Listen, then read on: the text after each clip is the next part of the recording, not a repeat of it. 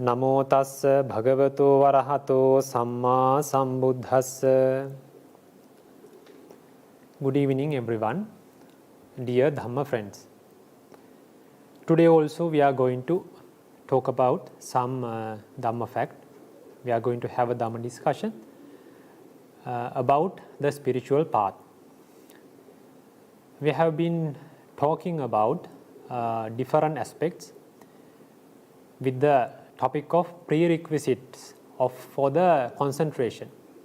So we were talking about some important aspects about the moral virtue and the unwholesome deeds, the 10 unwholesome deeds what we have to avoid, the dasa kusala kammapata, and what we have to improve the wholesome deeds, the kusala kammapata, and we talked about the dasa punya kiriyavattu, 10 wholesome actions what we have to develop. So these are all we have talked on behalf of the qualifications or the prerequisites for the concentration. So today also we are going to talk about some facts before the concentration, what we have to pay the attention. As a Buddhist, we know our ultimate goal is Nibbana. For this thing, we talked about this thing several times. Now you know, as a Buddhist, the ultimate goal is Nibbana, and to achieve that Nibbana, whatever the bodhi you are like wishing to achieve, it may be the Shravaka Bodhi as a disciple, or it can be a Pacceka Buddha, or it can be a Sabbanya Buddha, or the Samma Sambuddha. So whatever the wish, whatever the ultimate goal you are trying to achieve, the practice is, the time period may be differ, and the ultimate, the goal what you achieve, the quality of that achievement will be different, but ultimately we are achieving the same Nibbana.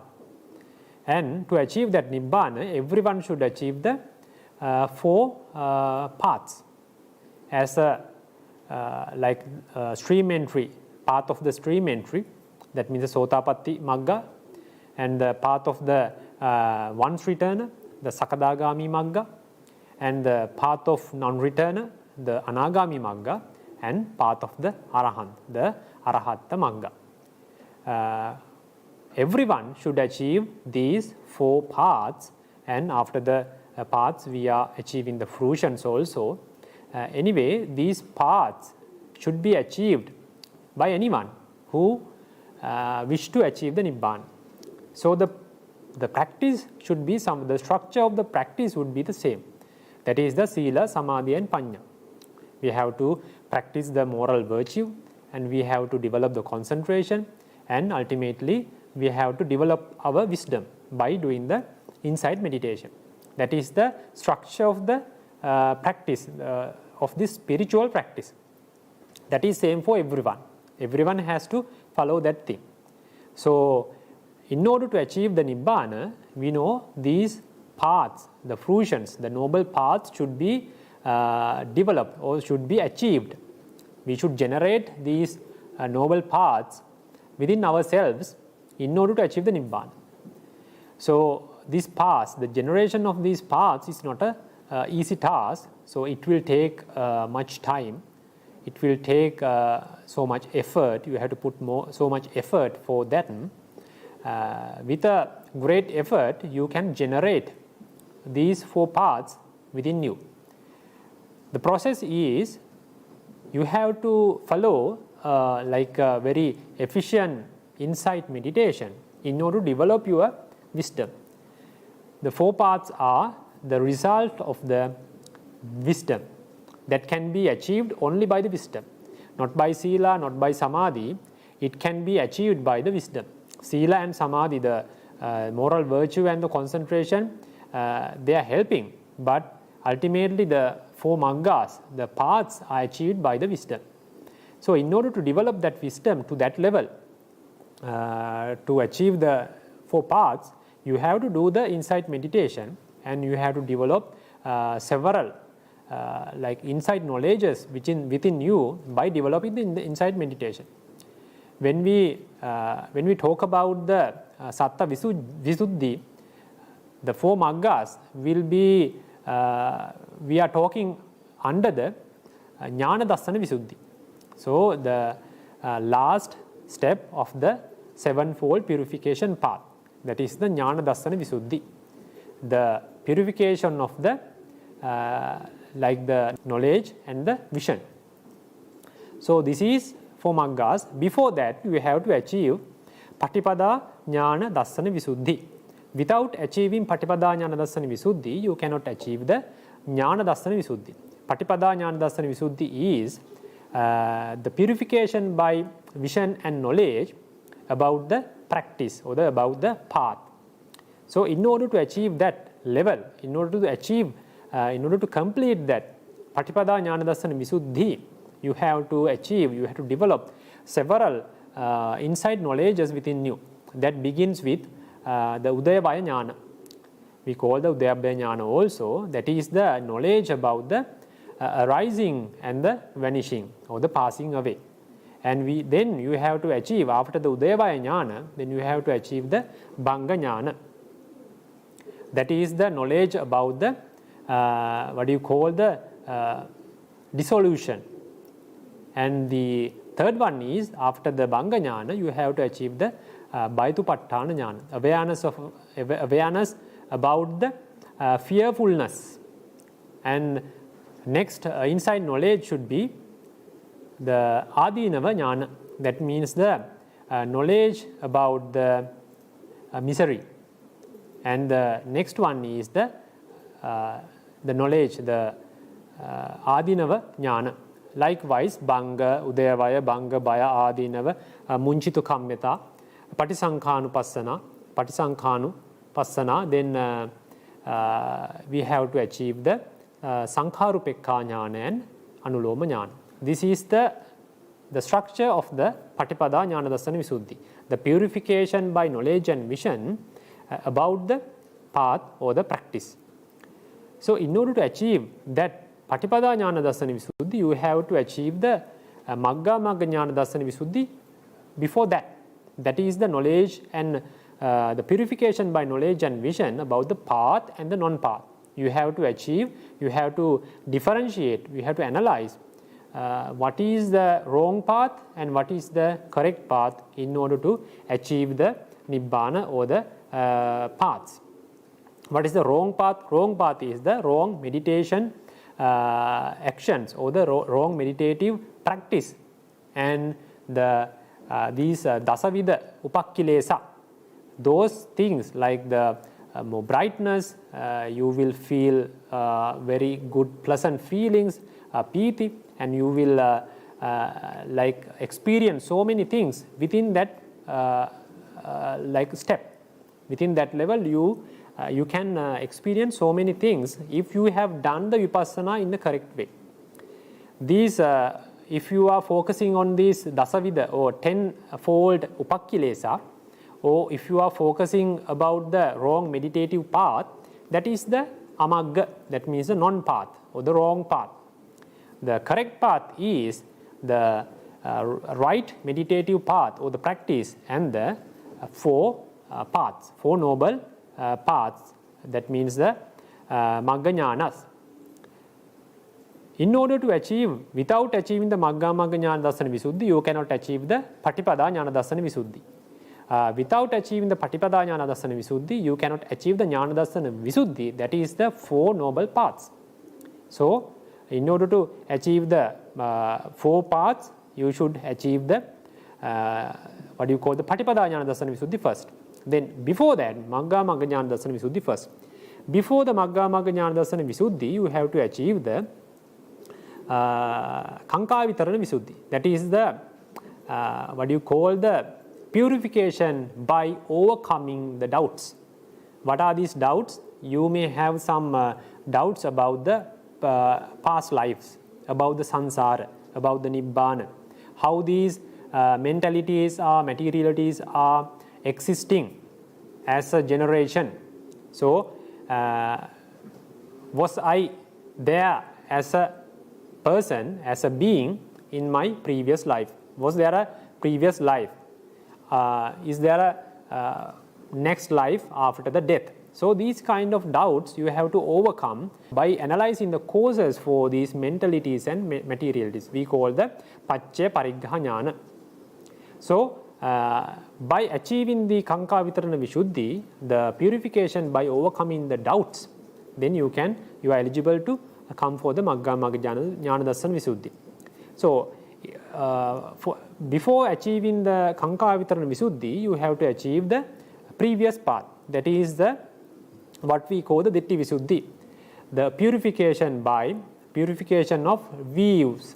Because sometimes we have that view, there is a person, there is a being, there is a soul kind of a thing, that it goes from life to life, and that is the one that is the one exists in this samsara.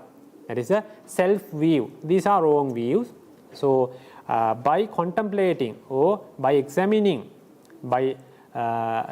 about these namas and rupas, mentalities and materialities, you can come to a position, you can come to a understanding there is no self, there is no any soul of thing. So these kind of knowledges or the understanding you have to generate in order to complete this vipassana path.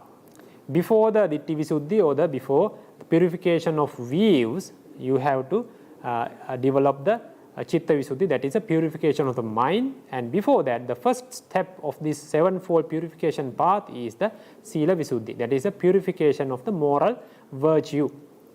So we have talked several facts about this Sila Visuddhi, that means the purification of the moral virtue.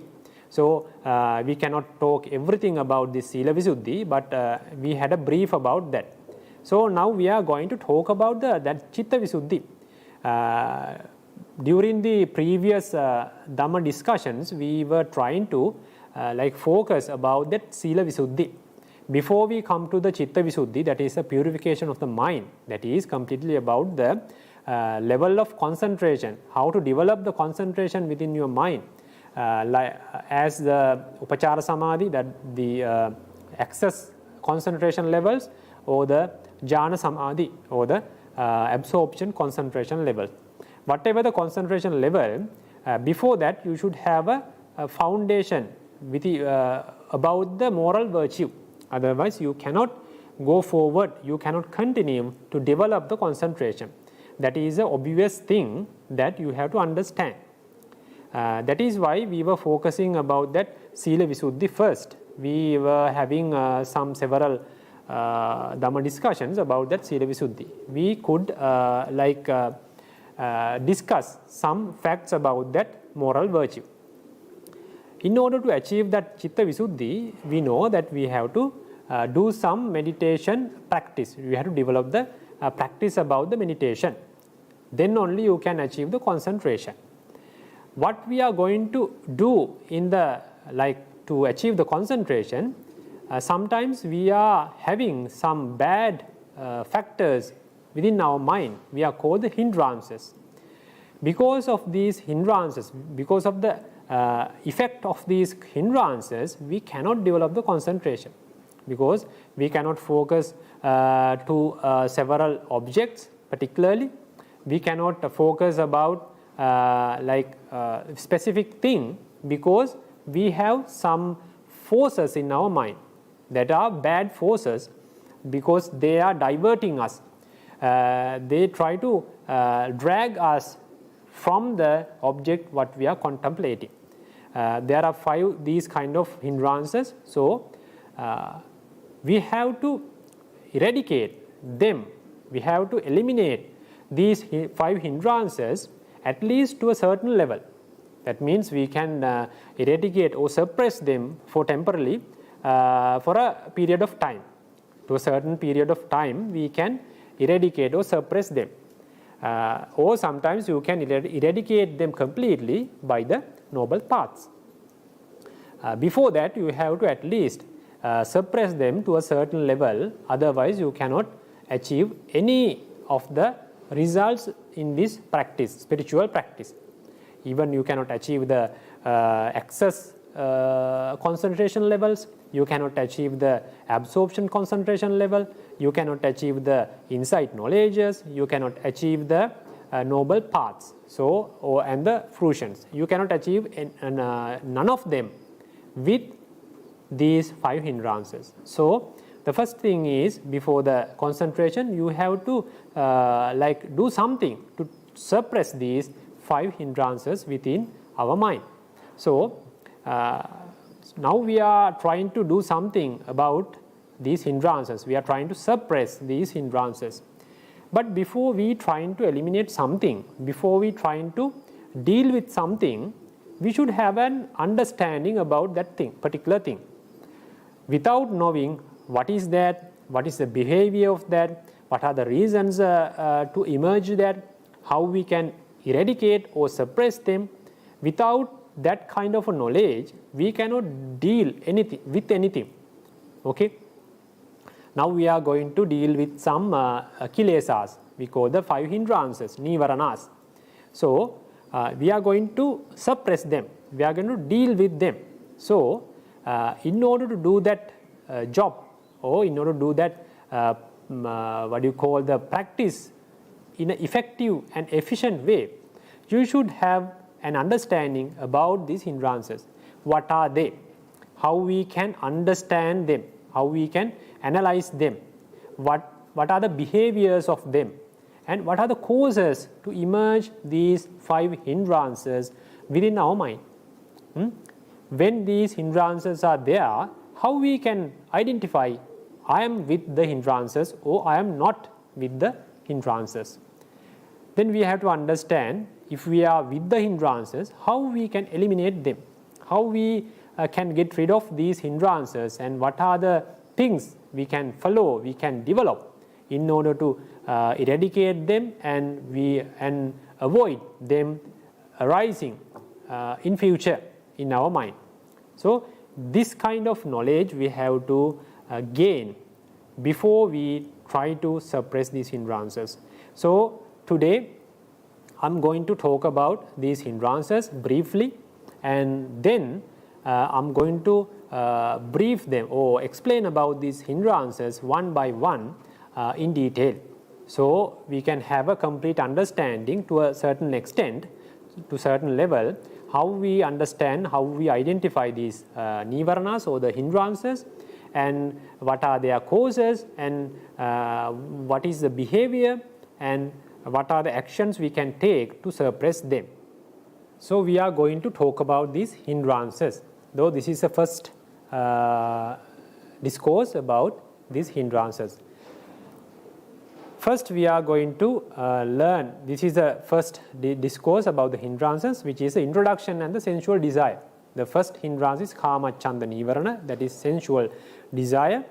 And within this discourse, I am going to talk about these facts. Introduction to 5 hindrances, and what is the Kāmacchanda nīvaraṇa, that is called what is the sensual desire, and the behavior of that, and what are the causes to arise, and similarly with regards to the Kāmacchanda nīvaraṇa, and when we are with the Kāmacchanda nīvaraṇa, how we identify this Kāmacchanda, and how we can suppress them, how we can eradicate them temporarily or completely, and what are the steps what we can follow, and how the relief from the Kāmacchanda helps to the concentration, because that is the our ultimate goal, because we are trying to suppress these hindrances and develop the concentration. So we are going to talk about the first topic, that is the introduction to 5 hindrances. There are forces in the mind. That means when we are doing whatever the action, when we are doing our day-to-day things, these forces are there.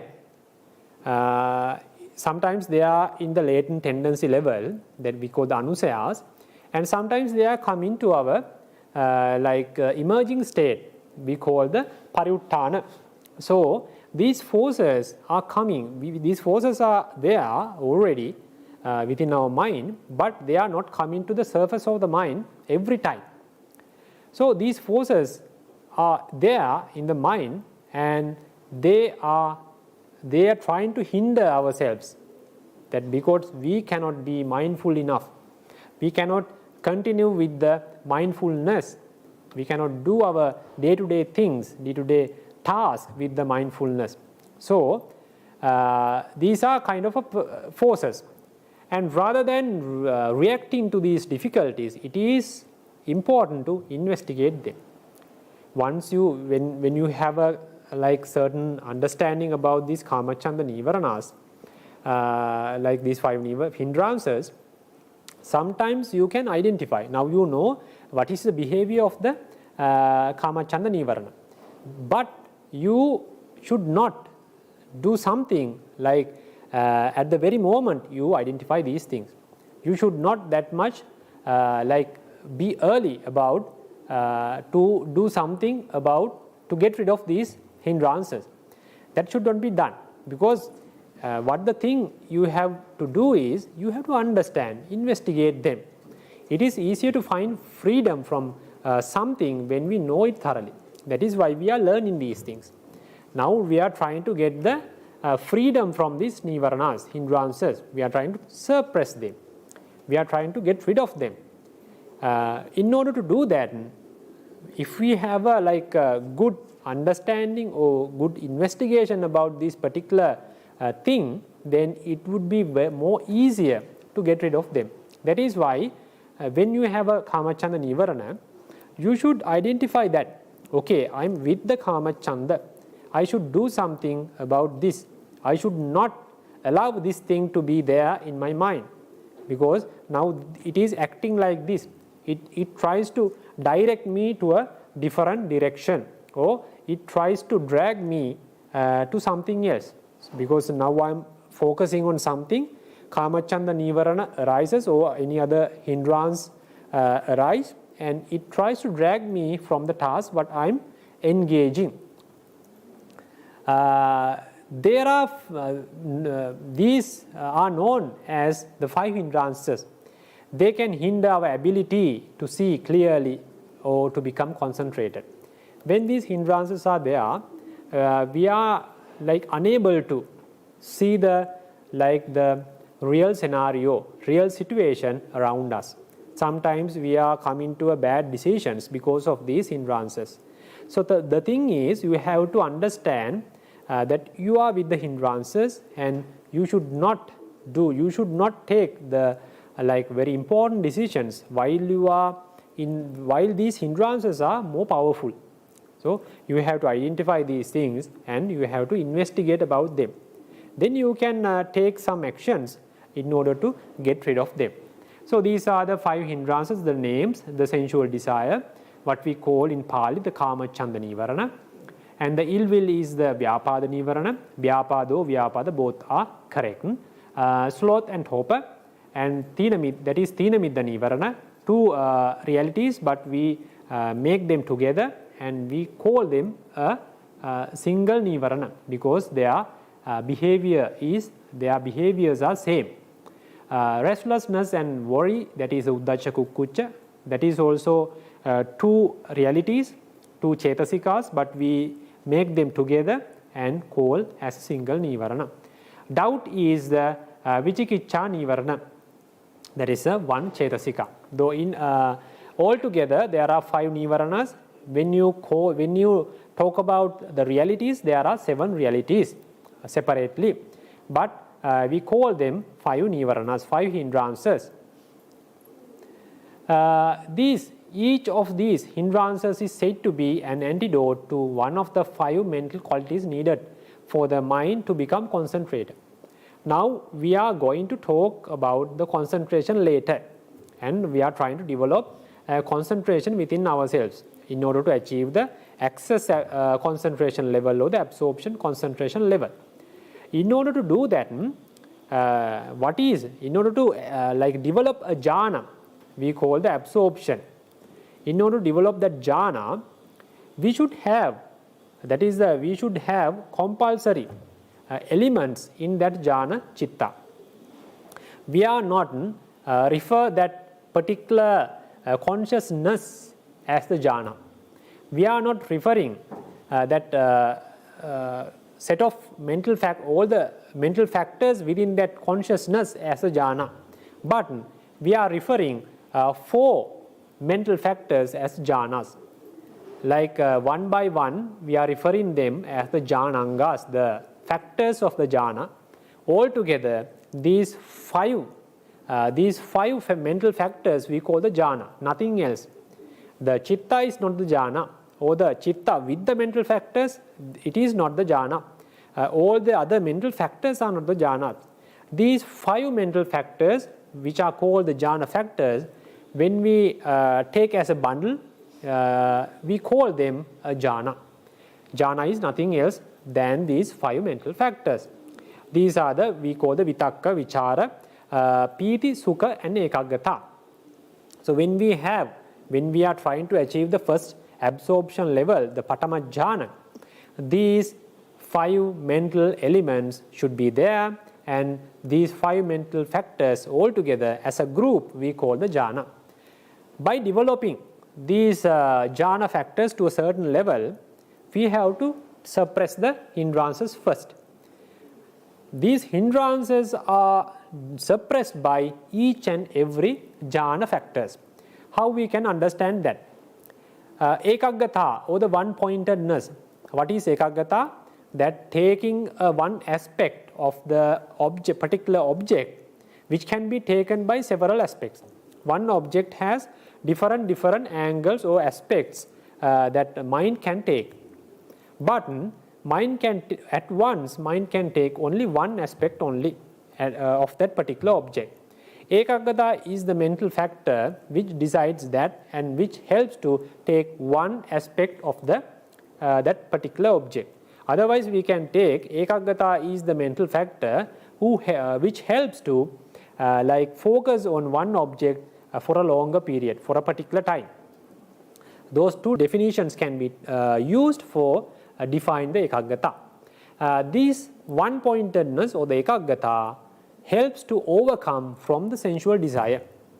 When you are having the sensual desire, our Kāmacchanda nīvaraṇa, you are trying to focus on different things, because you have that craving about finding new things, or associate the people, to go so many places to see and enjoy. So you are trying to get more and more objects, new objects, different objects, because you are not satisfied with one object. That is the level of Kāmacchanda nīvaraṇa.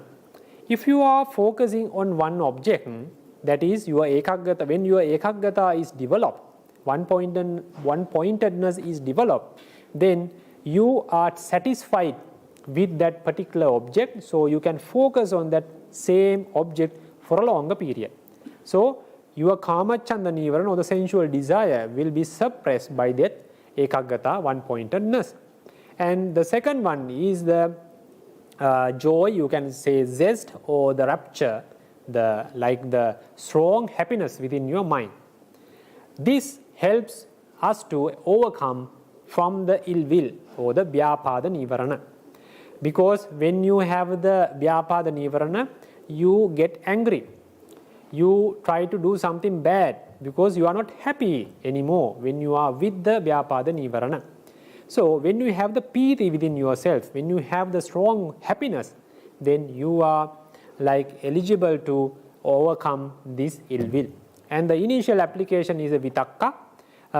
This helps us to overcome or to suppress the sloth and torpor, that is the tīna middha. Because you feel sleepiness, because you are not much contemplative enough about the objects. When you are not that much energetic, or you are not taking a new object, then you comes to the sloth and torpor, you come to the sleepiness. So this vitakka, initial application, helps to suppress that sloth and torpor. And the pleasant feeling, that is a sukha, you should have the different difference between the piti and the sukha. The second one is the piti. This is sukha. Piti is always have that happy feeling or the joy. When the piti mental factor is there, that mind is with that somanasa feeling, with this like the happiness or the joy. But this sukha, but the feeling or the vedana can be differ from mind to mind. That the feeling can be sukha vedana, that the pleasant feeling, and the vedana can be the dukkha vedana, the unpleasant feeling, and it can be the neutral feeling, that is the upekha vedana. Here, every first absorption level or the patama jhana has this sukha feeling. Without sukha, it cannot arise. So, this sukha feeling helps us to overcome the restlessness and the worry. That is uddacha kukkuccha. And the sustained application is the vichara.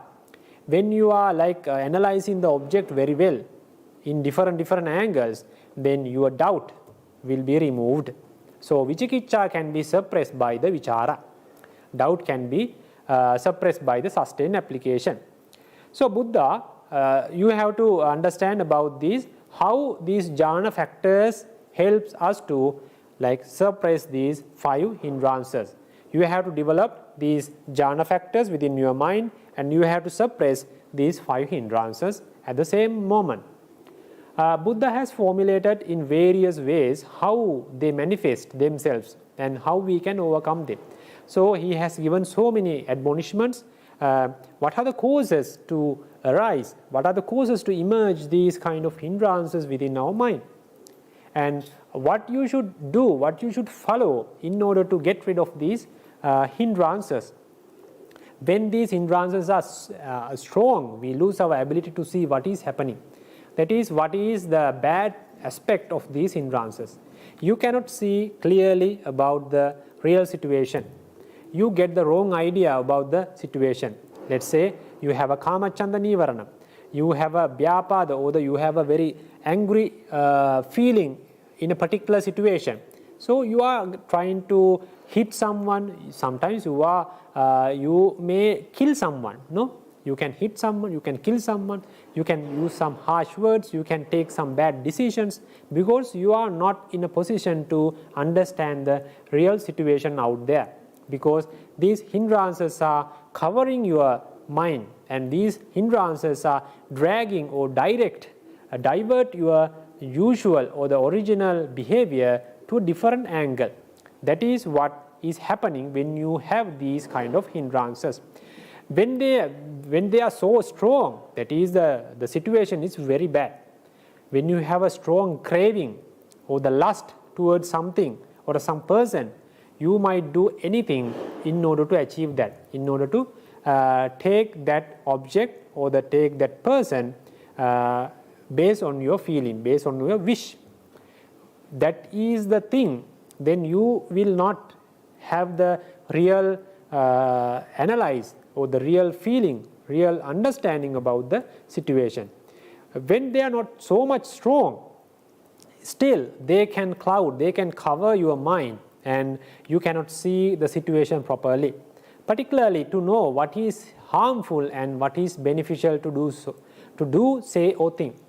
When these are not that much strong, but still these hindrances are there, the disadvantage is you cannot think, you cannot understand what should I do, what should I say, what should I think. So mostly you are doing something bad, you are saying something bad, you are thinking something bad. So because of the effect of these hindrances. The ancient metaphor for how the hindrances obscure clarity of mind is that of a pond. That is a simile or a metaphor in order to describe these, what is the behavior of each and every hindrance within our mind. When they emerge ourselves, they can emerge with one, they can emerge with the cluster. Sometimes you may have these all 5 hindrances at once, because in a period of time you may have these. Sometimes you have only lust, or you have sometimes craving only.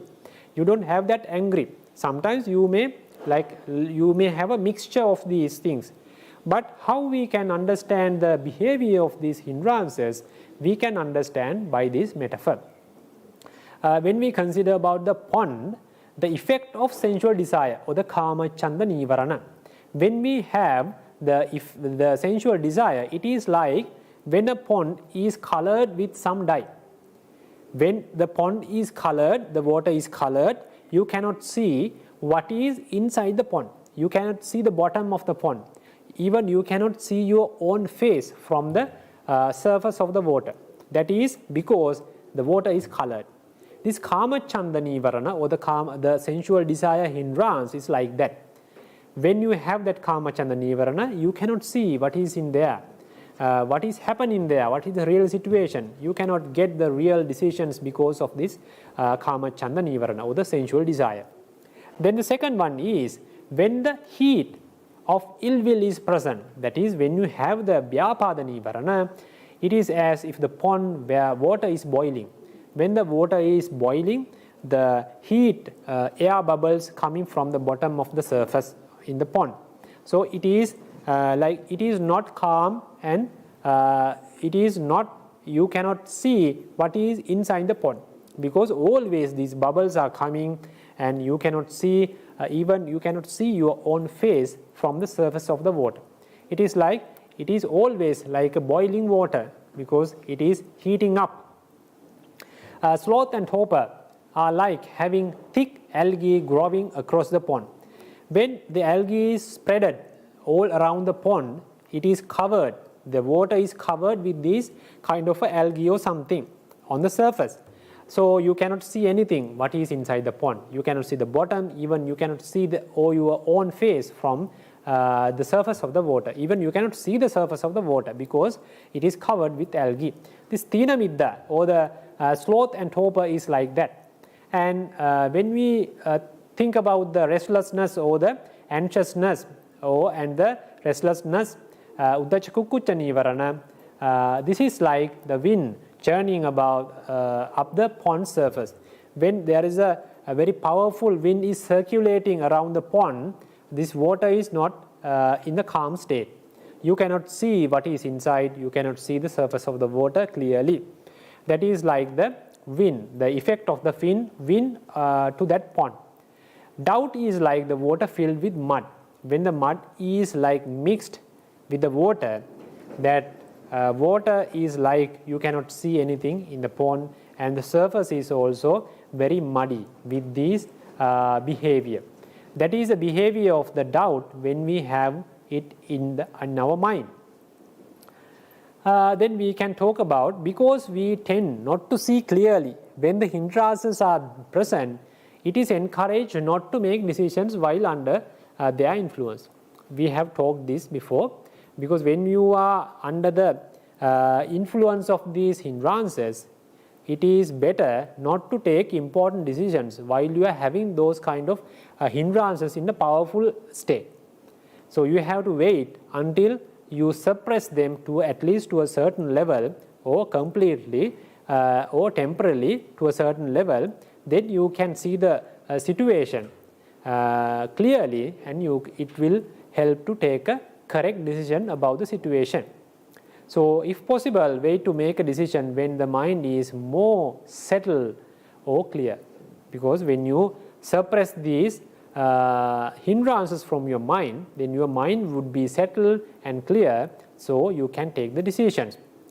The hindrances exist in everyone. Their presence is not a personal failing. So we know we all have these kind of latent tendencies. Okay, we call these anusayas. We call that tanha anusaya, patigha anusaya, avijja anusaya, vicikiccha anusaya. These sevenfold anusayas are there. These are in the latent tendency level, not always coming to the surface of the mind, emerging state. So when there are like suitable causes in the Buddhism, nothing is happening without any reason. When these latent tendencies are coming to the emerging state, there should be a particular reason in order to do that, in order to coming these latent tendency to the pariyuttana level or the emerging state. So there should be any like the suitable cause for that. This is the nature of the mind. Because we have the latent tendencies, we have not eradicated these latent tendencies by the noble paths, so we are with those latent tendencies. So when we are having the suitable causes, suitable reasons from the outside or the internally, then these latent tendencies come to the surface of the mind as these hindrances. That is not a failure, that is the usual way. But we try to avoid that thing, because we have to keep them in the latent tendency level without allowing them to come to the emerging state of the or the surface of the mind. Later, with this practice, we can eradicate them completely by the noble paths. But you should not get upset when you identify that there are particular hindrances in my mind. So it is very usual thing, but we have to observe them. When you identify, okay, there is a Kāmacchanda nīvaraṇa arose within my mind, emerged within my mind. So you should not get upset. You have to observe about that thing. When you refer the Satipatthana Sutta, it is encouraged in the Nīvaraṇa chapter. It is said, when we talk about the Kāmacchanda nīvaraṇa, it is encouraged or admonished by the Buddha, Santang va ajjattang kāmachandang attime ajjattang kāmachandoti pajānāti. That means when the Kāmacchanda nīvaraṇa arose within your mind, you should know, you should identify that by your wisdom. There is no anything to do. Okay, when you identify, okay, I'm having that Kāmacchanda nīvaraṇa, it is in our mind, in my mind, so it emerged with some sort of causes. Now I should deal with this. You should not be in a hurry. You should not act on that very moment in order to eradicate them. Sometimes when you try to eradicate them, then you will get upset. Then the Vyapada nīvaraṇa comes. Because you got upset, then the Vyapada nīvaraṇa got the chance to arise. Sometimes when you have that upset, then the Uddacca, Kukkucca nīvaraṇa also can come to the surface of the mind. So you should not get upset when you identify that you have the Kāmacchanda nīvaraṇa. You have to be in touch with that Kāmacchanda nīvaraṇa. You have to be aware. Okay, still I'm having the Kāmacchanda nīvaraṇa. That is the pajānāti, meaning of the pajānāti. Asantang va ajjattang kāmacchanda nattime kāmachandoti pajānāti. When you are aware about the Kāmacchanda or the sensual desire, in a particular moment, after a certain period of time, it will automatically, sometimes when you are focusing about this Kāmacchanda nīvaraṇa, when you are not allowing the causes to develop within yourself for that sensual desire, then with the time it will decay, and in a very particular moment it will vanish or it will pass away. Then you should be able to identify that particular moment. Okay, I had the sensual desire in my mind, but now I am free from that for a certain period. That is what admonished by Buddha in the Satipatthana Sutta. So likewise, it is wise to not attempt quickly get rid of a hindrance that can be cause for a emerging of a new hindrances like Vyapada or Uddacca Kukkucca, when you try to attempt something to do quickly in order to get rid of them. That should be done with the time and the pajānāti, or you have to be aware about that particular hindrance or the hindrances by your wisdom. That is the admonishment which is given by the Buddha. So the stronger the hindrance, the more important it is to investigate it. When it is emerging in a very stronger way, in a very powerful way, you should investigate them. You should observe the behavior of that particular hindrance or the set of hindrances when they are emerging in a very powerful way. But then you can avoid some bad effects they create by your act, by your word, or by your mind. So you can avoid these harmful things when you are aware about these hindrances, even they are in a very weaker state or a very powerful state. The Buddha taught 5 areas that are useful to explore when investigating the hindrances. That is, the hindrance itself. When the hindrance arose within your mind, then you should investigate about that thing. You have to know what is Kāmacchanda nīvaraṇa, what is their behavior, and what is how it behaves within my mind, what are the causes and its absence. So that is natti me ajjattam kāmacchandoti pajānāti. When you had the Kāmacchanda nīvaraṇa, at a particular point, you would be able to get rid of that one. Then the absence you should know. You should be aware about the absence of that particular hindrance.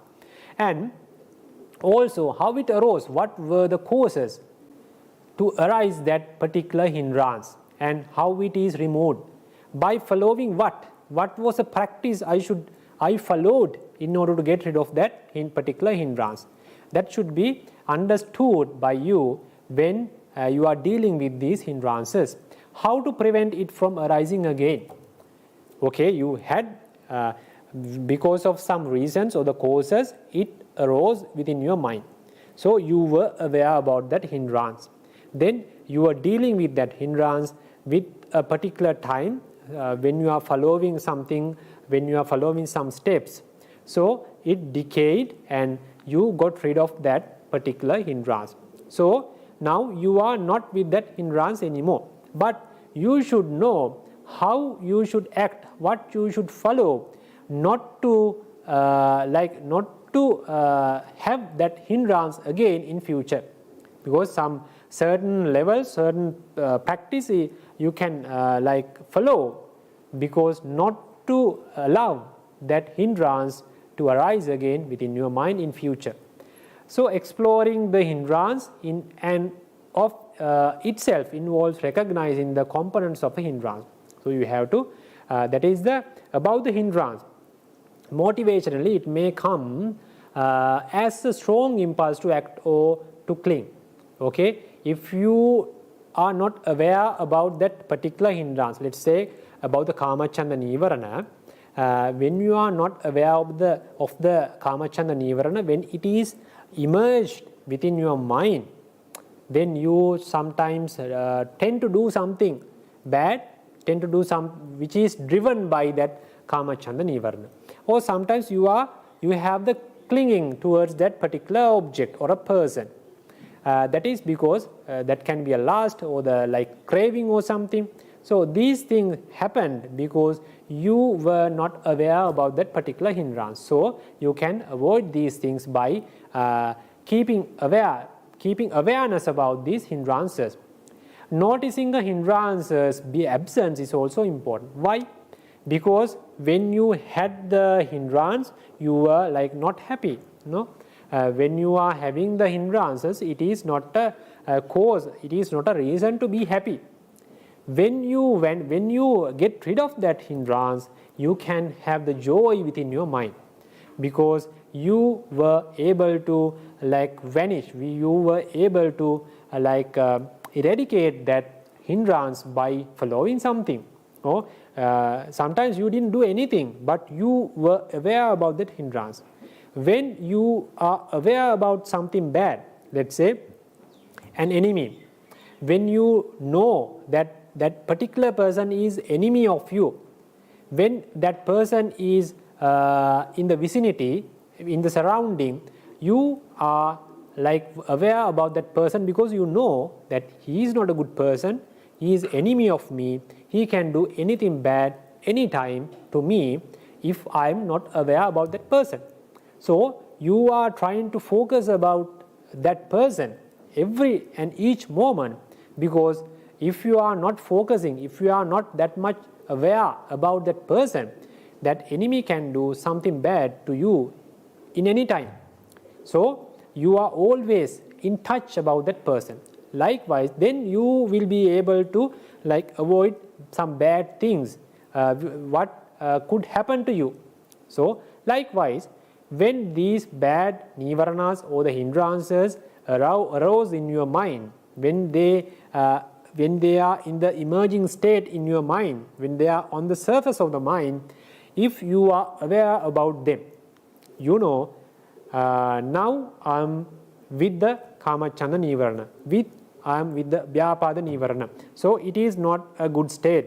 So I should be aware about this Vyapada nīvaraṇa or the Kāmacchanda nīvaraṇa, because you know these hindrances can direct me or drag me to do something bad by the action, by the word, or by the mind. So these bad things can happen if I am not contemplative enough, if I am not aware about these hindrances. So you put your mindfulness towards these hindrances until you get rid of them. So when you get rid of them, you have that you have that joyful feeling about inside you, because you come to a position that without these hindrances. And appreciating the passing of hindrances can be a source of joy that can feed the spiritual life. With that joy feeling, you can come to the very good level of spiritual practice, and you can convert that into a concentration levels, like the access concentration or the absorption concentration, with that joy. If you were able to get rid of all the 5 hindrances, your joy feeling within your mind will be come to a great level. With that joyful feeling, then you can you can direct your mind to develop the concentration. Noticing how hindrances arise, how they are removed, and how they can be prevented from arising in future should be improved. These things should be improved within ourselves, because without noticing what were the causes to arise, and what are the things I should follow to get rid of these things, to remove these hindrances from my mind, and what should I follow, what should I do to prevent these hindrances from arising in future. So you cannot be free from these hindrances, because without knowing these things, these hindrances emerging again and again frequently, because you are not that much skillful enough. So we are going to talk about these things further. To be present without being disturbed by these hindrances is a joy. So we talked about that. Unhindered attention is a treasure, because when you are not hindered by these hindrances, when you are not disturbed by these hindrances, your joy, that is a very good treasure. So it is what allows mindfulness to begin doing is most penetrating work of liberation. So when you are not disturbed by these hindrances, it would be helpful to practice this spiritual training, and it will be helpful to achieve the higher levels of these insight knowledges, concentration levels, and the noble paths. Buddha was pointing to this joy when he offered the following similes. So being freed from sensual desire is like the being freed from a debt. So we are going to talk about these similes in detail when we are going to talk these each and every hindrance particularly. So I'm giving a brief or the rough idea about these similes. Being freed from sensual desire, it is compared with the being freed from debt. When you have debt, you have to obey to the creditor. So because you have debt, you have taken some money. So whatever the things they say, you have to tolerate. So that is like the sensual desire. When you are free from sensual desire, it is like free from a debt. Being released from the grip of ill will, from the vyapada, is like recovering from the illness. So we are going to talk about in detail later. Being free from sloth and torpor is like being freed from prison. And freedom from anxiety and worry, we can say the restlessness and worry is like freedom from the slavery. Passing beyond doubt is like the completing perilous desert crossing. So these similes we can talk we can discuss later, so I'm not going to discuss these in detail in this moment. So now we are going to learn about the first hindrance, that is the sensual desire. So now onwards we are going to talk about this each and every hindrance with a different in a separate discourse. So this is the first hindrance we are going to talk today. So sometimes I may have enough time to describe all the details about the sensual desire, because I had to explain about the introduction about these all 5 hindrances. So now we are going to talk about that particular one, first one sensual desire hindrance, that is the Kāmacchanda nīvaraṇa. The Pali sentence which is given from the Pali text, so I have mentioned that also, but now I'm not going to in detail about the Pali. So I have mentioned the meaning of that definition of the Kāmacchanda nīvaraṇa. The desire for the sensual pleasure, and the desire, the lust for the sensual pleasure, the delight in sensual pleasure, the love for the sensual pleasure, the fever for sensual pleasures. These are the definition to explain this Kāmacchanda nīvaraṇa. This is there in the Abhidhamma Pitaka. So you can find there are a lot of names are given to define, to explain what is this Kāmacchanda nīvaraṇa. So you can easily identify, because there are different versions of this Kāmacchanda nīvaraṇa. So all the aspects, or most of the aspects, are covered by these wordings. So desire, the lust, or the delight, or the love for the sensual pleasure, the fever, these kind of names are given to address so many aspects of this sensual desire or the Kāmacchanda nīvaraṇa. So you can have a rough idea what is mentioned, what is meant by these Kāmacchanda nīvaraṇa. So the next topic is the behavior of the Kāmacchanda nīvaraṇa.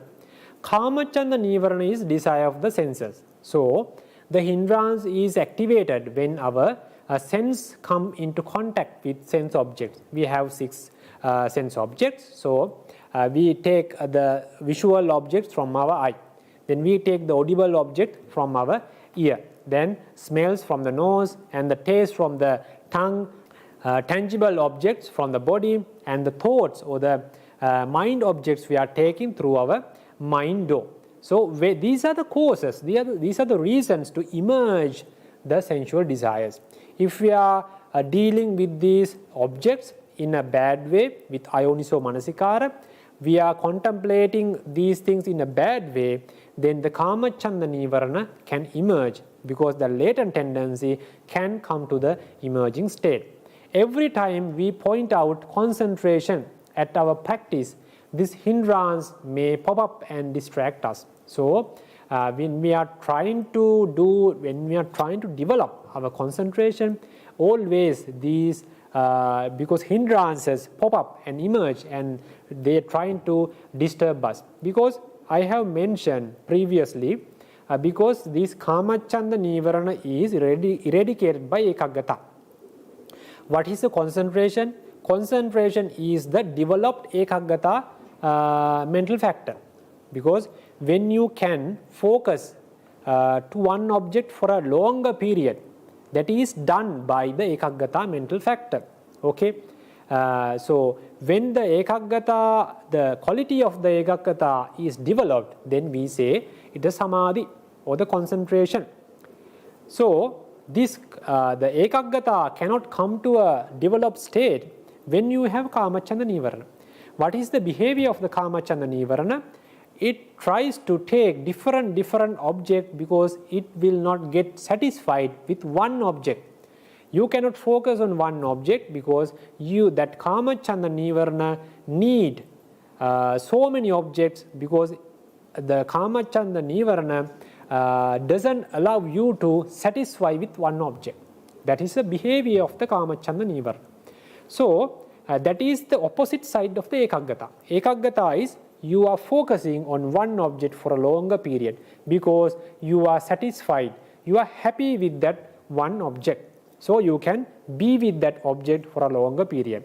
The Kāmacchanda nīvaraṇa is the opposite side. It cannot satisfy with one object. That is why the mind tries to find different pleasurable, pleasant feelings, pleasant objects, delighted objects time to time, because that mind cannot be satisfied with one object when the sensual desire or the Kāmacchanda nīvaraṇa is there. So by developing the ekaggata, then your desire for the object or the sensual desire will be decreased. In one stage, you can completely suppress that sensual desire and you can develop that ekaggata. Then we can say that access concentration or the absorption concentration or the jhanas. Then your ekaggata, the quality of the ekaggata is developed. You can stay with one object for a longer period. So we call that the developed ekaggata as a samadhi or the jhana. Then the developed ekaggata will not allow that Kāmacchanda nīvaraṇa because their behaviors are opposite. When the ekaggata is so powerful, then the Kāmacchanda nīvaraṇa cannot arise. That is why mentioned every time we point our concentration at our practice, this hindrance may pop up. Because in the earlier stage, in initial stage, when we try to concentrate our mind, what we are doing to concentrate our mind, we are trying to focus on one object. As a beginner, when you are trying to focus on one object, that Kāmacchanda nīvaraṇa doesn't allow to concentrate or stay with one object. That Kāmacchanda nīvaraṇa arise and disturb you trying to get new objects. It will tend to think about the home. It will tend to think about your parents, your loved ones, foods, your clothes, some other pleasurable feelings you had in the past, your dreams. So these kind of things can come to the mind because of the effect of this Kāmacchanda nīvaraṇa. So we get stupefied by these sense objects and we start to crave them and feel an attachment towards them. That is the behavior of this Kāmacchanda nīvaraṇa. These all happens because with the effect of the Kāmacchanda nīvaraṇa. Sensual desire is of two kinds. What is internal and external? Internal sensual desire is the attachment to our own mind and body parts, our existence. Especially our physical being, ranging from self-respect or narcissism. That means it can differ to a large or the very spreaded area because all these internal attachment, it can be attachment to your some feelings, it can be attachment to your memories, it can be attachment towards your body parts, your existence, your self-respect or the narcissism. So these things can be the object for the Kāmacchanda nīvaraṇa. Anyway, it is defined as the internal sensual desire. External sensual desire is covetousness for what we see desirable externally or in others. The first part, if you have something, your car, your home, your kids, your husband and wife, your parents, your relatives, those things are also come to the internal sensual desire. External sensual desire is when you have covetousness. That means it is the unusual attachment or the craving towards the others' properties, others' others' wealth or the money or their the social states. So you are trying to think that okay, that should be I should gain that one. So that kind of attachment or that is the unusual craving towards the other people's, other person's wealth or the belongings. That is, we call the external sensual desire. How Buddha admonished to get rid of these sensual desire? So abhijjam paha, abhijjam loke pahaya vigata abhijjo chetaso viharati abhijjaya chittam parisodeti. Abandoning covetousness. Covetousness is abhijja. That is the unusual attachment, the craving. It can be towards your internal things or the external things or the other belongings. With regards to the world, he dwells with a mind devoid of covetousness. He dwells without the covetousness, without the craving, without the attachment. So that is the admonishment given by the Buddha. He cleanses his mind of covetousness. That is the way what we have to follow in a very small, brief admonishment by the Buddha. And what are the causes to arise the Kāmacchanda? According to the Samyutta Nikaya, this is a Pali sentence which describes the main reason for the emerging of this sensual desire. There are beautiful objects, okay, we call the subanimittam. Subanimittam means that we think that it is a desirable thing, it is a pleasurable thing, or it can give me the happy feeling or the pleasant feelings, because we are thinking as subha, or the beautiful object, frequently giving unwise attention to them, because you are thinking about this subha nimitta in an unwise manner, without contemplating that, without using your wisdom. You are thinking about them frequently, again and again, about these good or pleasant or desirable, beautiful objects again and again. This is the nourishment, this is the most powerful cause for the arising of sensual desire that has not arisen. That Kāmacchanda was not there previously, but you had some beautiful object you found, and you were thinking about that particular beautiful, desirable, pleasurable object again and again, but without the wisdom. So unwisely you were thinking about that particular object. Previously you didn't have that Kāmacchanda, but because about that wrong contemplation, this new Kāmacchanda or the sensual desire will help, because your behavior was helping to emerge the sensual desire. And the nourishment for the increase, when you have the small level of or the weak level of sensual desire, if you are thinking about that particular object without the wisdom frequently, that they are pleasurable things, delightful things, or the beautiful things, then the weaker, because earlier it was in a weaker state, that is not that much powerful, but with the time, when you are thinking about that again and again, then it comes to a very powerful, stronger level. Then sometimes it would be very difficult to remove. And strengthening of sensual desire that has already arisen. So the first thing is the arising of sensual desire that has not arisen. Previously it was not there. Now because of your behavior it arose.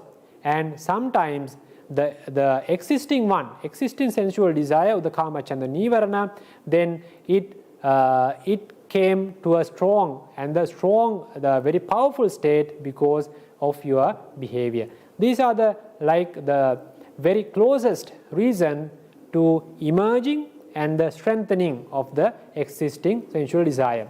Emerging of non-existent sensual desires, and the strengthening of the existing sensual desires.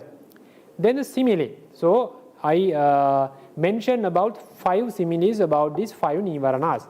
So now we are going to talk about the first simile, which regards to the Kāmacchanda nīvaraṇa.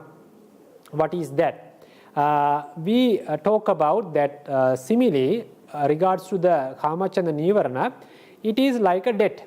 How we should understand about that simile? When a man has fallen into debt because he took something from a man, from the creditor. It can be like a huge amount of money. So he took a debt, and he is ruined because he spent all this money, and now he doesn't have any money to give it back to the creditor. When his creditors pressing him to settle the debt, speak roughly to him or harass and beat him, he is unable to retaliate but has to bear it all. When you have the debt, so you are like you have to give it back. No, when you take a debt, you cannot keep it forever. No, you have to give it back, return it back with whatever the thing you have. Okay, sometimes you take debts for your businesses and sometimes your personal things. Sometimes the other reasons, it can be a sickness or something, but you have to return it to the creditor. But when you spend that money and you don't have any money to settle that debt, then the creditor comes to your place and he is using the harsh words. He is like hitting you. He is trying to take your stuff from your house, but you cannot do anything. You cannot use harsh words in return because they are creditors. You owe some money to them. You cannot do anything to the creditors when they are doing something bad. When they are doing something bad, your relatives or your kids or your husband or wife, because you have got some money but you have spent that, you don't have anything to pay in return. So you owe him, so they can do whatever the thing. Sometimes they can take something valuable from your house, your like jewelries, your like televisions or anything, some furnitures, they can take from your house because you owe them the debt. You cannot return that money you took from them. So that is the simile. And how we can compare with that debtor or the debit or the debt what you cannot return with this sensual desire. In the same way, if a man is filled with lustful desires for someone, filled with craving for that object of his desire, he would be attached to it even if he is roughly spoken to by that person or harassed or beaten, he will bear it all. So this is the comparison with that simile. The person who took the debt has to obey to the creditor whatever he does. Likewise, when you have that Kāmacchanda nīvaraṇa towards something or someone, when you have that lust feeling, when you have that attachment towards that, when you have that craving to possess that, to get that something benefit from that one, so you tend to obey that person, or that you have to you tend to tolerate anything which is given by that person or with that thing. Okay, sometimes when you have lust towards the other person, so when you are going behind that person, going after that person, sometimes you may have to tolerate so many harsh words, so many bad experiences, but still he is with that craving towards that particular person. He has that lust towards that specific woman. So even though that person is using harsh words, sometimes that woman can hit that person, and some other persons she can ask the other relatives to hit that person. So all these bad experiences, bad words, and sometimes anything bad he had to tolerate, because until he cannot get rid of that craving. That is like a person who took a debt and who cannot give it back. So he had to tolerate everything what is done by the creditors. Likewise, who is having craving, who is having the lust feelings, who is having that attachment, or roughly who is having that Kāmacchanda nīvaraṇa, he has to obey that person, or he has to obey that attachment or the craving, and he is doing whatever the thing in order to possess that, in order to achieve that something or that someone. That is the comparison between that debt and this sensual desire, or the Kāmacchanda nīvaraṇa. Being freed from sensual desire is like being freed from the debt. So when we were talking about that person who took a debt and who cannot return. One day he was able to return that money completely. Okay, he returned that money completely, and then after returning all the money what he took from that person, from that creditor, then after that, that creditor cannot come to his house and he cannot use harsh words. He cannot take what are the valuable, he cannot hit you. He cannot take what are the valuable things in your house. Now you are free from the debt. You can do something in return. As you can respond to these bad things when the creditor tries to do something bad on you, because now you are free from the debt. You have returned all these things. Likewise, when you get rid of that craving, when you have given up this craving or the attachment to that particular person or the particular thing, then no longer you have to or tolerate these bad feelings, bad experiences from that particular person. If they are using harsh words, you should not tolerate those things. You can go away, because you earlier, even though they are using harsh words, you had to obey these words, and you have to stay in that particular situation. Because you want to get that person, you have to achieve, you want to possess that person. That is why you are tolerating those every harsh words. Now you don't have to tolerate these harsh words. When they are using harsh words, you can give up that person and you can go, because you have got rid of that craving or that attachment. That Kāmacchanda is not in act in your mind. So this is like the freed from the debt. And then we can how you should identify the Kāmacchanda. This is I took from the Satipatthana Sutta, so I will go for the meaning of that Pali text. The first thing is, I have mentioned this before also, how you deal, how you act when you have the sensual desire. The first thing is santang va ajjattang kāmacchandang attime kāmaccandoti pajanāti. That is, when there is a sensual desire in your mind, he understands there is sensual desire in me. That is the pajanāti.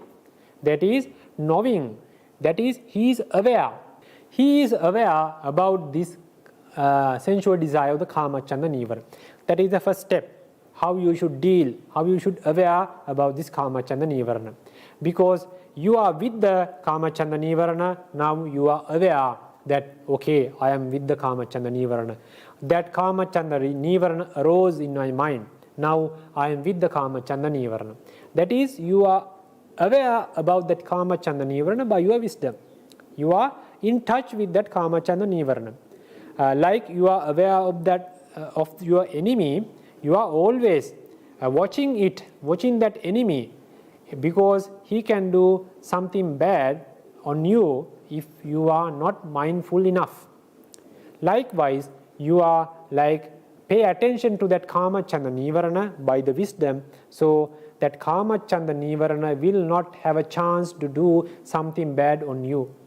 So that is the first step. Then when there is no sensual desire in him, he understands there is no sensual desire in me. Asantang va ajjattang kāmaccandang nattime ajjattang kāmacandoti pajanāti.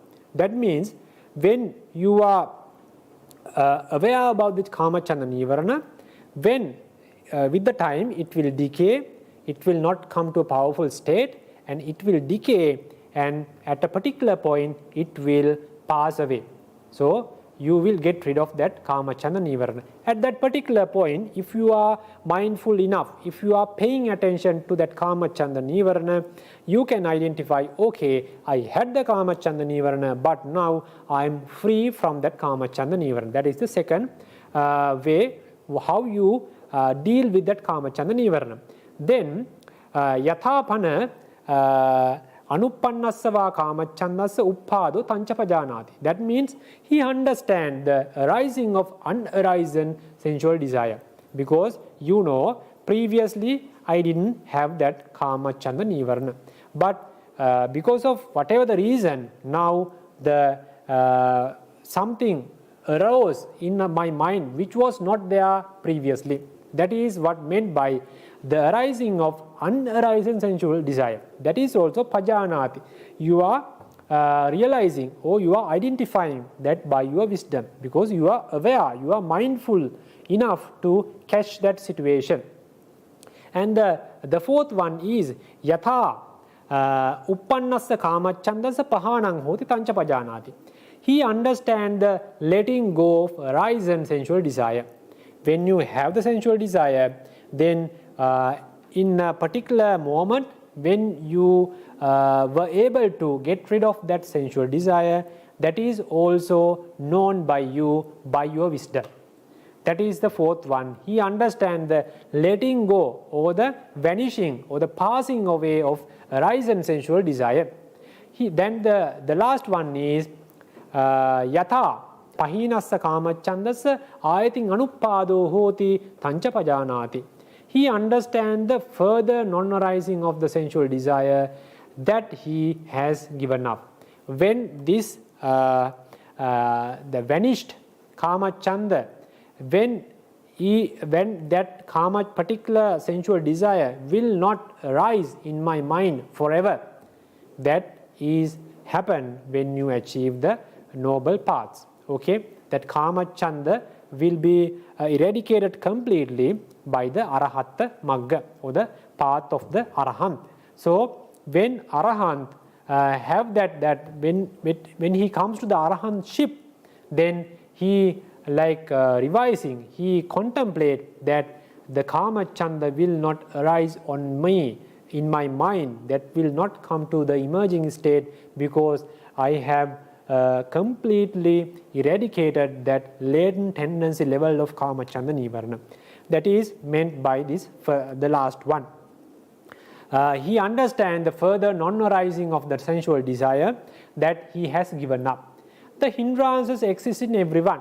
Their presence is not a personal failing. That thing we talked earlier, because that we all have that latent tendency level of Kāmacchanda nīvaraṇa, which is the tanhānusaya. We can say lobhānusaya also. So when we are with that latent tendency of tanhānusaya, then with suitable reasons, with suitable conditions, then it can come to the emerging state. It is not a personal failure, but we try to avoid letting it come to the emerging state. So there are few steps we can follow, avoiding by not letting them come to the emerging state. We call the pariyuttana level.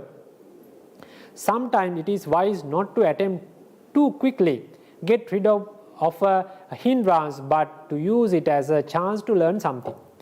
That is, I have mentioned earlier also, when you have Kāmacchanda nīvaraṇa, okay, now you are aware of your mind, now you are aware that the Kāmacchanda nīvaraṇa is arisen in your mind, which is not there before. Now you know, and you are paying attention to that Kāmacchanda nīvaraṇa, how it is behaving in my mind. So you are not letting that Kāmacchanda nīvaraṇa to grow, to come to a powerful, stronger level within your mind. So the other thing is, you should not try to do something quickly, because when you are getting upset, when you are trying to do something too quickly, too early, then sometimes the Vyapada nīvaraṇa can arise.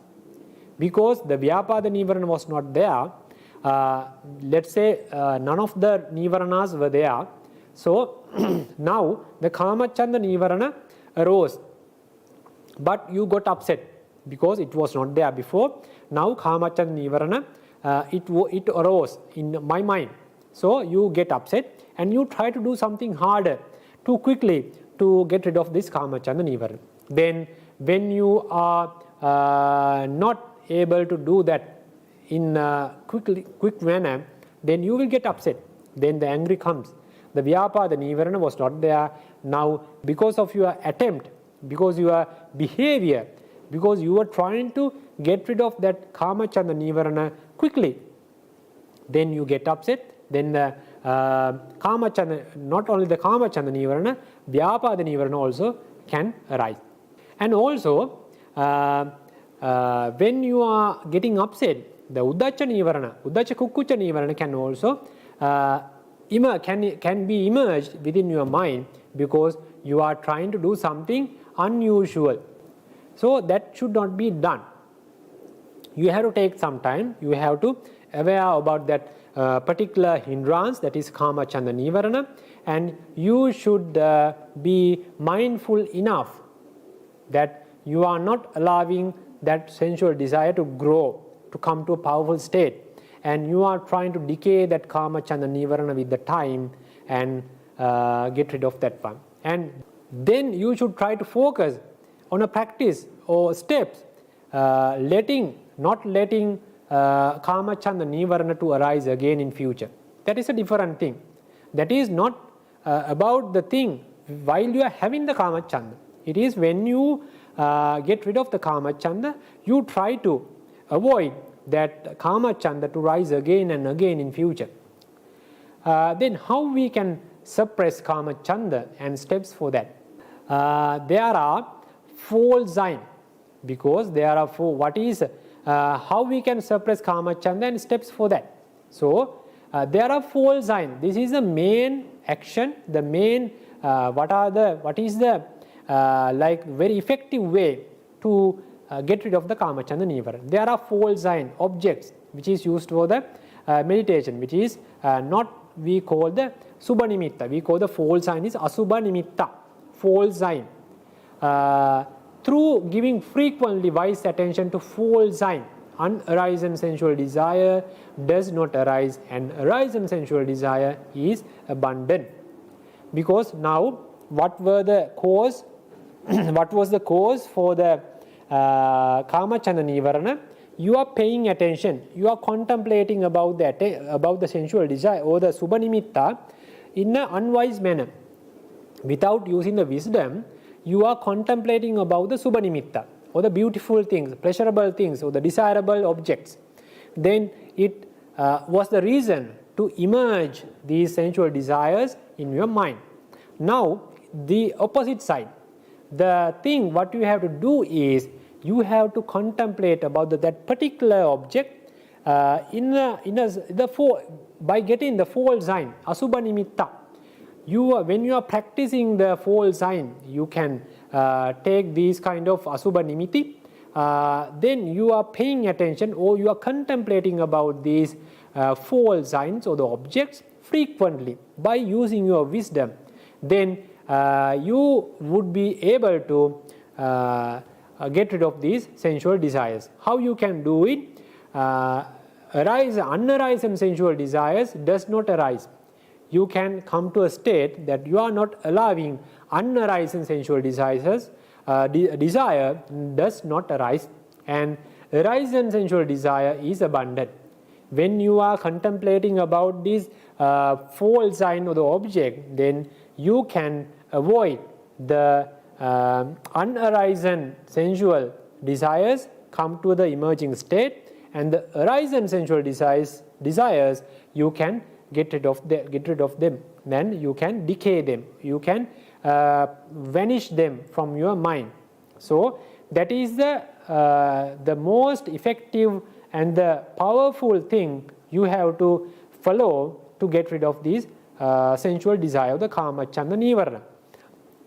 If you are consumed by desire, look at what is making you dissatisfied, Why are you always wanting new things? It is only when we have gotten to the root of these desires that we can start to change.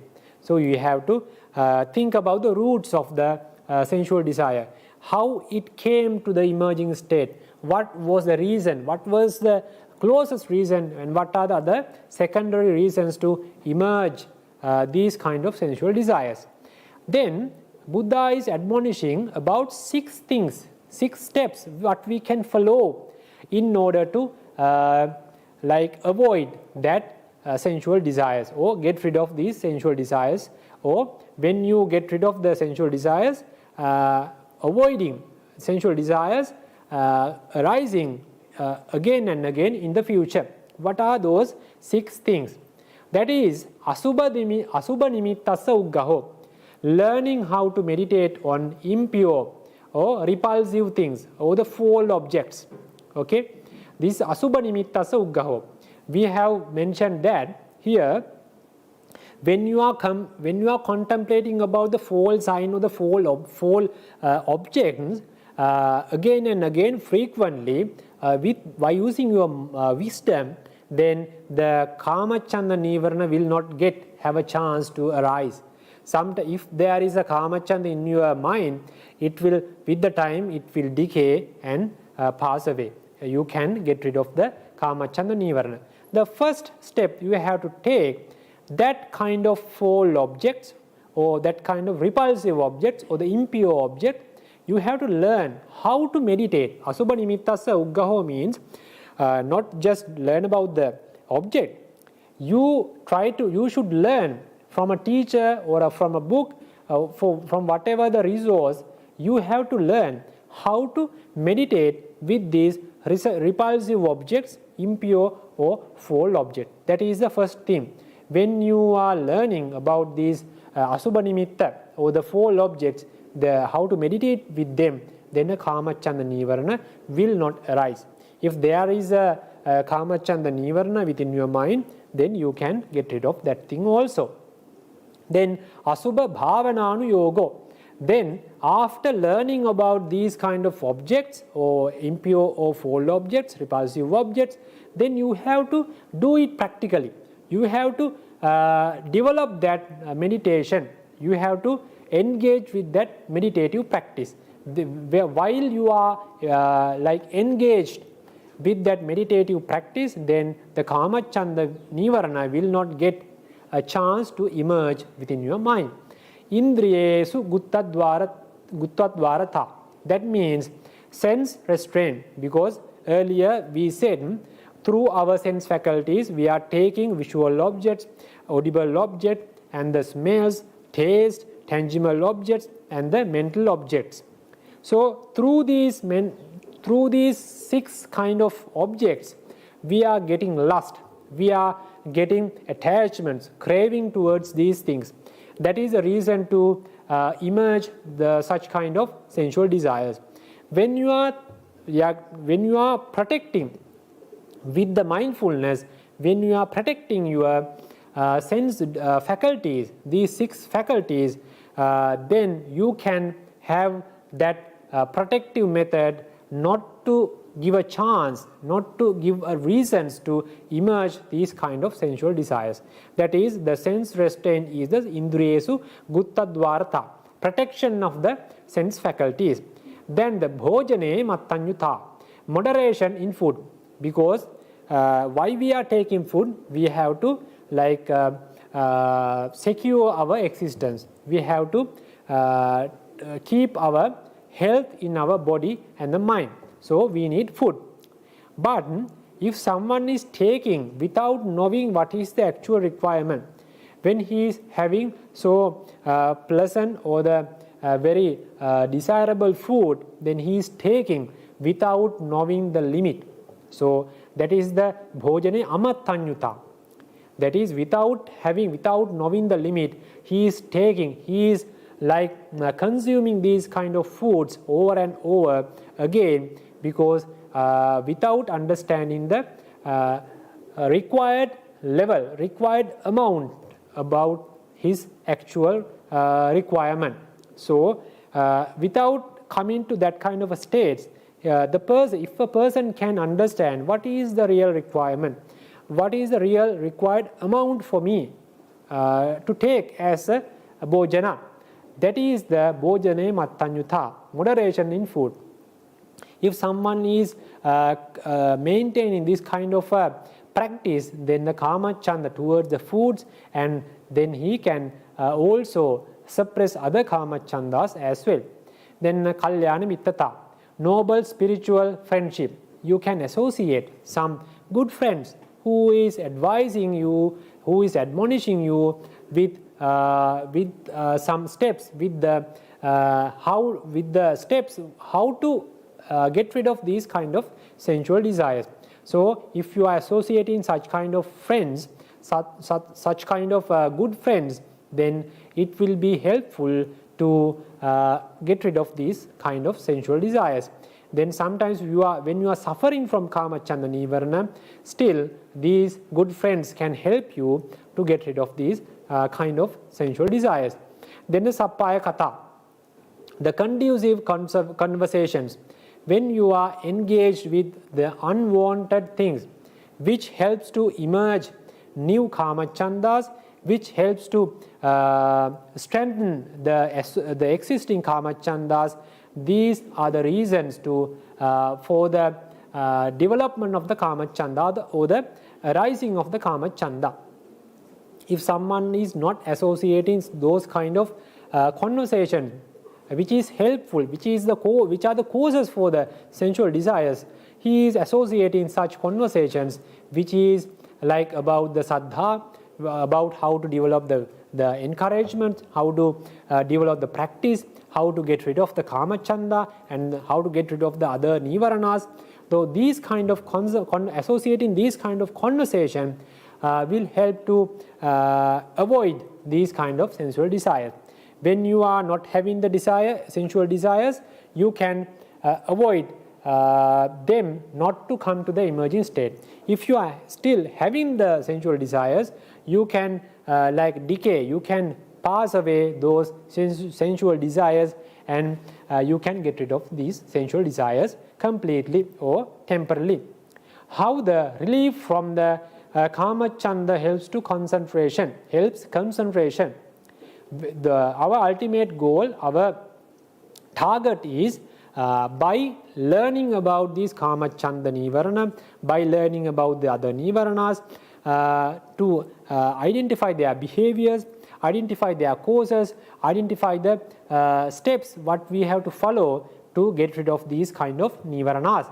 Then ultimately, when we get rid of these Kāmacchanda nīvaraṇa and other hindrances, how they can help to develop the concentration within our mind. So what is given in the Pali, the meaning is when these 5 hindrances are suppressed.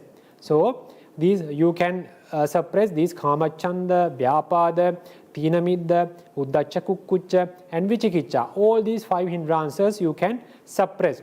When these 5 hindrances are suppressed, when you are not with the hindrances anymore, then he contemplate about his mind, because now he is much aware about his mind. Now he realized, so now I am not with the hindrances. Now I am free from the hindrances. Now he get to know that there is no any hindrances retaining in my mind. Then he gets the joy, because the pāmojja, it is the early stage of the pīti. This pāmojja helps to appear or emerge the rapture, the powerful or the strong happiness in his mind. When the joy is there, then the rapture or the pīti arises. That is the strong level of the happiness. The pīti arises. When the rapture is there, serenity, the passaddhi in this body arises in the body. When the pāmojja is there, pīti arises. When the pīti is there, the passaddhi arises. When the passaddhi or the serenity in the body is there, then the pleasure in that sukha feeling or the pleasant feeling is arising within your body. And when the pleasure is there, mind tends to the concentration. Earlier we have the pāmojja, pīti, and the passaddhi and sukha, it is related with the body. Pāmojja and pīti, which is related with the mind. Your mind is in a happy mode, and your body is in a very convenient, comfortable mode. Then your mind and body is in the comfortable zone, and then your mind tends to concentration.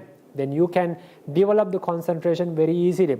You can focus on one object, and you can develop that concentration based on that particular object, and you can achieve the access concentrations at the and the absorption concentration. That is how we can describe the Kāmacchanda nīvaraṇa. We can define what is Kāmacchanda nīvaraṇa, and we can learn, we can identify what is the behavior, what is the categories of the Kāmacchanda nīvaraṇa, and what are the causes to emerge these kind of Kāmacchanda nīvaraṇa, and how we can suppress these Kāmacchanda nīvaraṇa. And we learned about this behavior of the Kāmacchanda nīvaraṇa with the metaphor or the simile. And finally we talked about the steps what we should follow in order to get rid of these Kāmacchanda nīvaraṇa. And this is the way how by getting rid of this Kāmacchanda nīvaraṇa, how it helps us to obtain the samadhi or develop the concentration. Then when someone is having the concentration, he can develop the further levels in this spiritual practice. So with that fact, I'm going to conclude today's Dhamma sermon. So we have talked several things about the hindrances, in brief about the 5 hindrances, and later we talked about the specifically about the Kāmacchanda nīvaraṇa, and we are planning to discuss about the other hindrances as well. So we have accumulated so much merits during this Dhamma talk, Dhamma sermon. So I have accumulated much merit about preaching Dhamma, and you have accumulated much merits about listening Dhamma, and by contemplating about these Dhamma facts with the wisdom, that is yoniso manasikara. So we should transfer these merits to our parents, to our teachers who helped us to learn these kind of Dhammas. So may they receive these all the merits, and it may be a great cause to achieve their wished paths and fruition. And also we should transfer these merits to all the loved ones, all the relatives, friends who have passed away, and may they rejoice with these merits, and may these merits will be a great cause for them to achieve their ultimate liberation and the wished required paths and the fruitions. And also we should transfer these merits all the devas, brahmas who would like to rejoice these kinds of merits. May they rejoice these all the merits, and may these merits would be a great cause for them also to achieve their wished noble paths and the fruitions and the ultimate liberation, nibbana. So I would like to wish all of you, all the listeners who have joined with us, who listened to this Dhamma talk, all these merits would be a great cause to achieve the desirable, pleasurable results in this life.